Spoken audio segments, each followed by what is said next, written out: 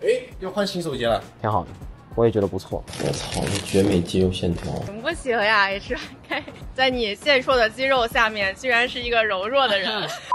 Hello， 大家好，我是 HYK。哎，这个呢是华为的 nova 14 Ultra 这款产品，我们已经收到一段时间了。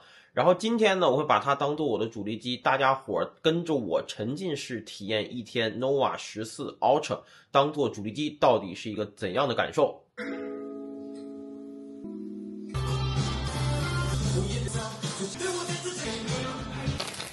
我操，这绝美肌肉线条。完了，打车去健身，华为账号一键登录。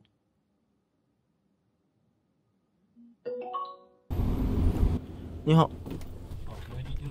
A few moments later， 那这次把 nova 14 Ultra 当做主力机的原因有两个啊。第一个是这款产品呢，对于华为来说是接下来最重要的走量机型啊，承担着这个鸿蒙系统5普及扛把子的这个地位。那第二个原因呢，则是最近直播的时候，总有人问我鸿蒙5当做主力机现在到底行不行？我得回答一下这个问题啊。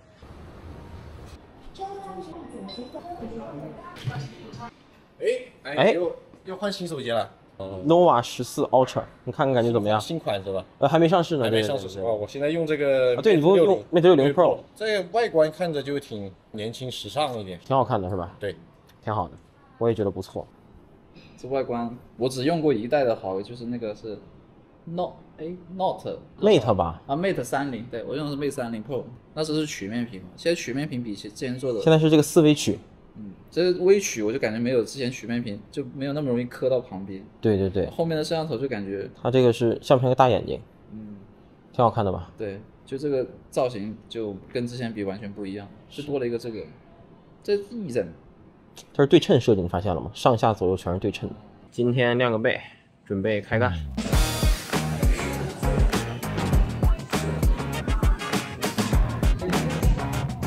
没有用的。1 hour later， 练完发现收到几个通知哈，小易帮接，我看看，有这个垃圾短信。哎，不过好像，哦，他帮我摘要了一下，我的项目管理给我打了个电话。嚯，这么多事儿。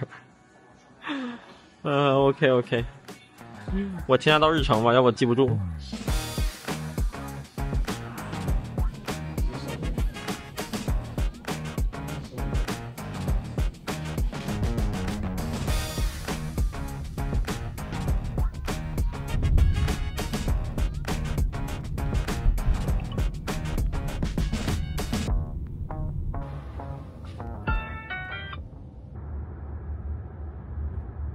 好，咱们再对一下那个项目哈。M8那个项目我看了一眼时间线，如果时间不允许的话，就先保证这2个项目吧。周六天你在吗？如果周六天提车的话，应该就是这周六天有可能能提。如果你在的话，你跟着我，然后做测试，然后再需要一个拍摄，那就这样。我还有10分钟左右到，10分钟。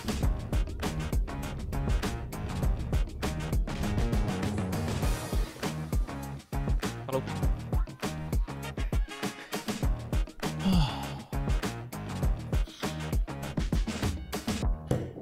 进。刚才那个大纲，你再看一眼大纲，就我们还有什么没拍的？健身房的片段，那些都拍了，那些都有拍。现在多少电？现在还有56%。我感觉按照这个情况的话，今天晚上，因为我不会充电嘛，我这个过程中是完全没有充电的哈。然后还有就是鸿蒙5，它好像出厂就鸿蒙5。对，出厂就鸿蒙5。用起来怎么样？体验其实比我预期的要好一些，因为这2天直播也经常有人问我这个鸿蒙5到底能不能当主力机用。你说它的应用生态完全和 iOS 或者安卓追平，我觉得还不是，但是要比我之前用的时候好多了。之前飞书连在线云文档都打不开，现在主要用的方面都没问题了，包括微信也是，朋友圈啊，包括合集消息现在都能看了，这些都没问题。而且还有一点，对，它现在很多软件是能用这个卓易通去代替的，包括你像这个网易云音乐，它也是这个卓易通版本。但界面啊，包括流畅性，我觉得都就是正常用是没有什么明显感知的，这点还不错。然后加把结尾的总结也拍了，对，这期就 OK 了。那我看看再处理点工作，我就去吃饭了。行，拜拜。A little later， 公司忙得差不多了，接下来打一车回家，然后今晚约了朋友吃饭。问问这个朋友到哪儿了。喂 ，Hello， 我现在站在路口，我说话清楚吗？啊，你多久到？那我先进去等你，一会儿见。Hello， 终于来了，没事儿，没事儿。哎呀，这个等女生吃饭迟到是很正常的。哎，行不行啊？完了，哎我操！你开开了是吧？我开开了，单手，不可能，他这个我都倒完了，行不行呀？H 开。你好，要帮我开一下呗？这怎么这么难看？帮我起一下，谢谢。在你健硕的肌肉下面，居然是一个柔弱的人。这段不会放在视频里的。我也是第一次来这个餐厅，万一不愧是 HYK 选的餐厅，饭在下面还要我去找，要拌一拌，是吧？好东西在下面，得找一找。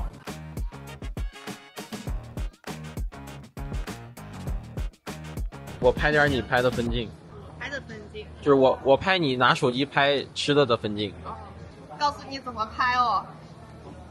这个现在阴影非常多，就只能用2倍，然后拉上去以后，阴影会被消除。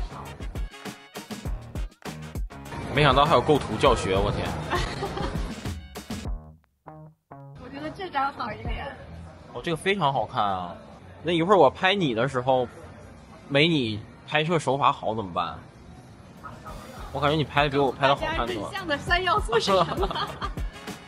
相信你的实力。行，我们接下来就去看 live house， 在下面是吧？真高啊你！能出镜吗？不能。哇，你这地儿选的真不错。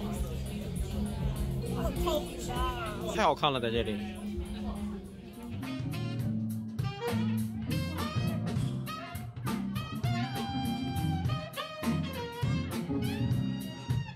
Eventually， 这个表演的时候啊，现场太吵了，实在没法录啊。现在我回家了，我觉得今天大家跟随着我的视角，算是沉浸式的体验了一天华为的 nova 14 Ultra。影像部分，大家能够看到，在现场光线非常复杂并且非常暗的情况下，它这个人像表现依旧不错，而且这次它的视频拍摄能力真的是远超我的预期啊！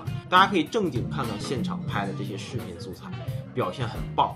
而且回归到人像啊，无论是1倍拍这些远景的人像，还是拍这个近景的小梦，你像啊，我手上的 Ultra 有 RYYB， 有可变光圈，还有红枫影像啊，拍摄体验可以说直追华为的旗舰了。